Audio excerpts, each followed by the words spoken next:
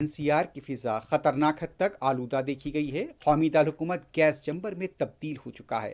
مرکزی آلودگی control board CPCB کے مطابق دیوالی کے روز دلی میں ہوا کا معیار بہت خراب سے انتہائی سنگین زمرے تک پہنچ گیا۔ شہر کے 38 مانیٹرنگ مراکز میں 34 نے آلودگی کی سطح کو سرخ زون میں درج کیا ہے۔ اس وقت دلی کا اوسط فضائی معیاری انڈیکس AQI 531 ہے، جو انسانی صحت کے لیے نہایت ہی خطرناک ہے۔ ماہرین کے مطابق یہ سطح سانس، دل اور آنکھوں سے متعلق بیماریوں میں اضافے کا باعث بن سکتی ہے۔ دلی کے مختلف علاقوں میں فضائی آلودگی کے اعداد و شمار خاصی تشویشناک بتائے گئے ہیں۔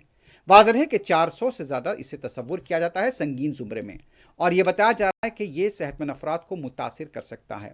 بچوں، بزرگوں اور سانس یا دل کے امراض میں مبتلا افراد کو خصوصی احتیاط برتنے کی تاکید کی گئی ہے۔